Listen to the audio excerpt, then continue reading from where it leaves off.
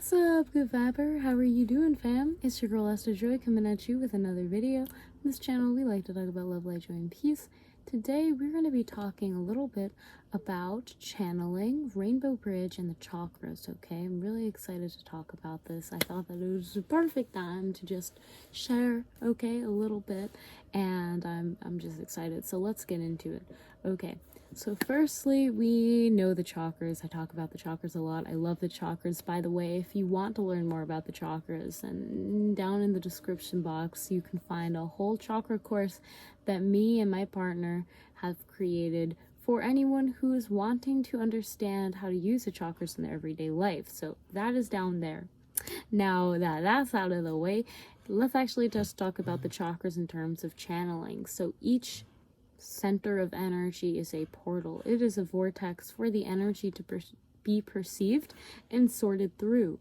This is how we kind of organize and are able to label to further examine certain kinds of energies, okay?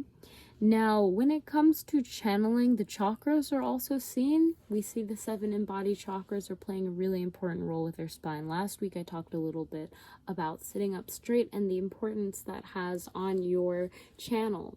Now, let's just dive a little deeper, good viber, into what a channel really is. So a channel, when we're looking at bodies of water, would be this small stream like noodle line. Oh my gosh, it's not called noodle line, but that small stream of water like a lake or river, I should say, that goes from one pool of water to the next.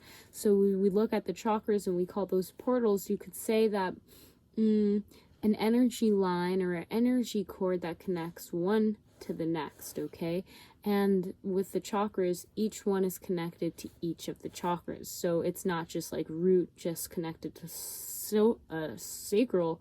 It's root connected to sacral, root connected to solar, root connected to heart, root connected to throat, root connected. You get the idea. So it's like a whole bunch of little strings, if you will, that are connecting it. The chakras, again, are labeled lumps of energy that we use to further examine similar energies, okay?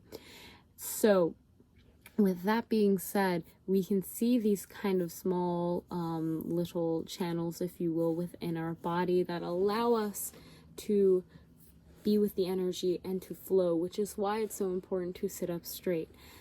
When it comes to seeing us as the mediums that we are, we must understand our body first and how it works. So that's why I refer to the chakras. Now, diving into the Rainbow Bridge, we see that the Rainbow Bridge is another form of channel analogy or metaphor.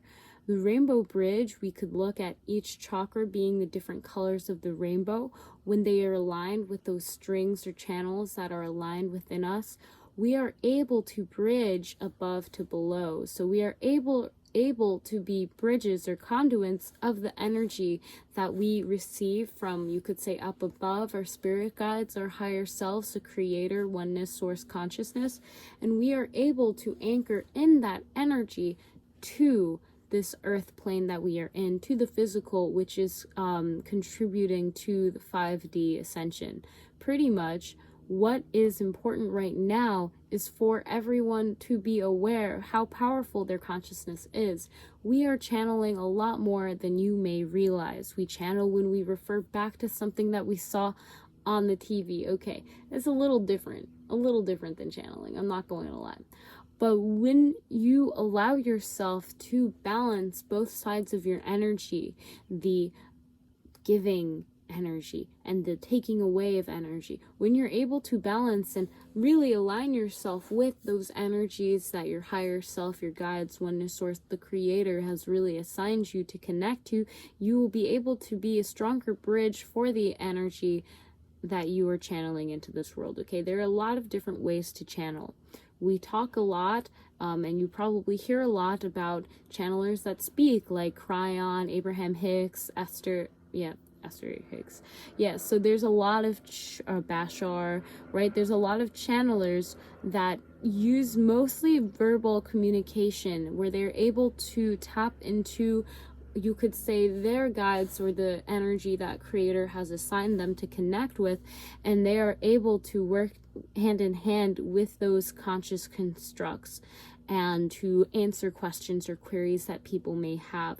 Now, there are different kinds of channelers. Again, you could look at Jesus Christ and say technically they were a channeler, and they channeled a lot of miracles as well as parables through direct communication with source in that case.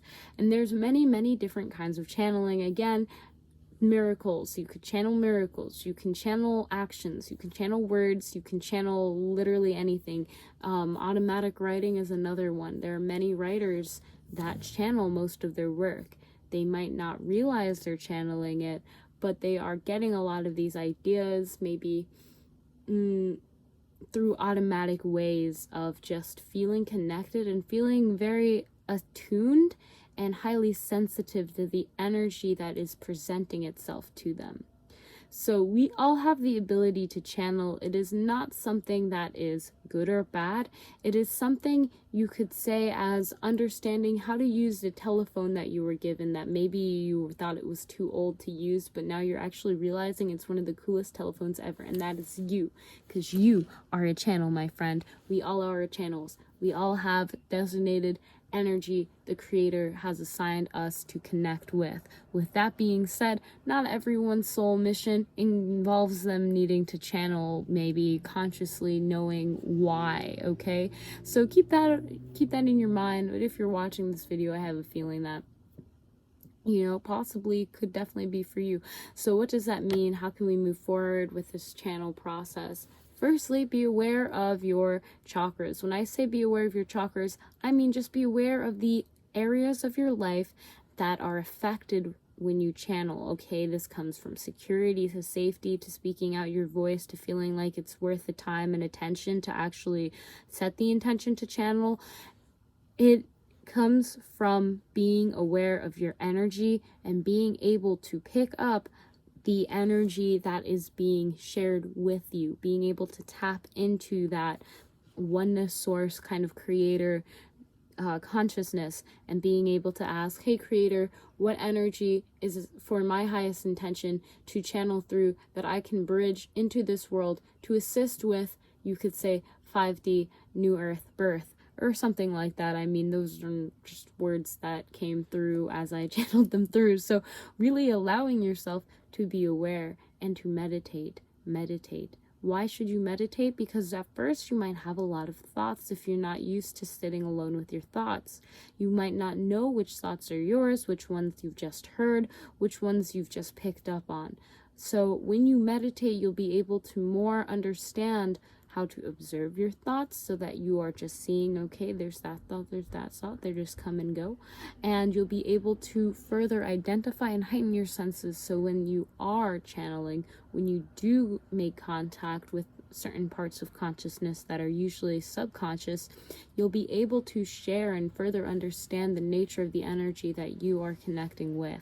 So that is really all I have for this video, fam. You can press a thumbs up right now if you liked it, and if it was helpful, you found some information valuable, I'd love to know.